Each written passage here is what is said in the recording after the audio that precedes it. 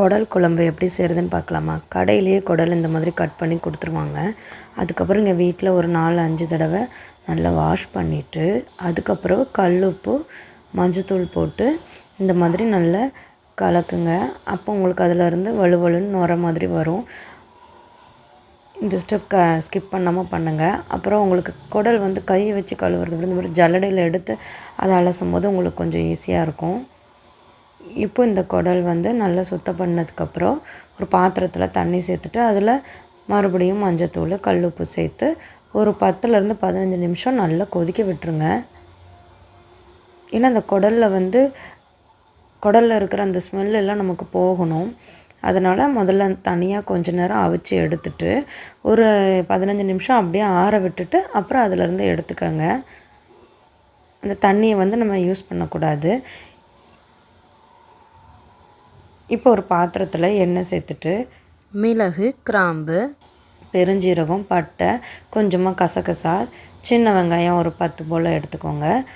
அப்புறம் குழம்பு வைக்கிறதுக்கு தேவையான அளவுக்கு தேங்காய் நான் ஒரு அரை மூடி சேர்த்துருக்குறேன். அப்புறம் ஒரு 2 டேபிள் ஸ்பூன் அளவுக்கு பொட்டுக்கடலையும் சேர்த்துட்டு அப்படியே அடுப்பை ஆஃப் பண்ணிவிட்டு இதை வந்து ஆற வச்சு அரைச்சி எடுத்துக்கிடலாம். இப்போ வந்து குக்கரில் எண்ணெய் சேர்த்துக்கோங்க. பெரிய வெங்காயம் 1 இந்த மாதிரி மீடியம் சைஸாக கட் பண்ணி வதக்கி எடுத்துக்கோங்க. அதுக்கப்புறம் ஒரு தக்காளி சேர்த்து நல்லா வதக்குங்க. தக்காளியும் வெங்காயம் நல்லா வதங்கினதுக்கப்புறமா இஞ்சி பூண்டு வந்து இடித்து சேர்த்துக்கோங்க. அப்போ தான் மனம் நல்லாயிருக்கும்.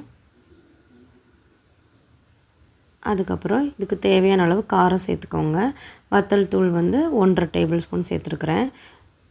2 டேபிள் ஸ்பூன் அளவுக்கு மல்லித்தூள் சேர்த்துக்கோங்க. சேர்த்துட்டு நல்லா மசாலாவோட பச்சை வாசனை போகிற அளவுக்கு வதக்கிட்டு இப்போ நம்ம ஆல்ரெடி நல்லா வாஷ் பண்ணி வெந்நீரில் போட்டு எடுத்து வச்சுருக்கிற அந்த குடலை எடுத்து இதில் சேர்த்துக்கலாம்.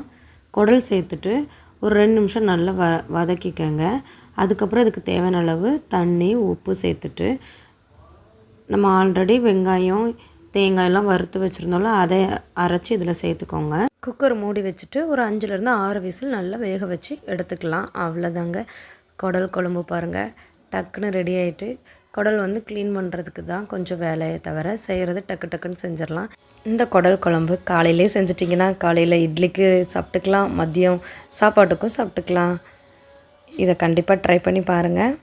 இந்த வீடியோ பிடிச்சிருந்ததுன்னா இந்தியன் ஹோம் மேக்கர் அட்வென்ச்சர் சேனலுக்கு சப்ஸ்கிரைப் பண்ணுங்கள், ஷேர் பண்ணுங்கள், கமெண்ட் பண்ணுங்கள். சரிங்க, இன்னொரு வீடியோவில் சந்திக்கலாம். பாய்.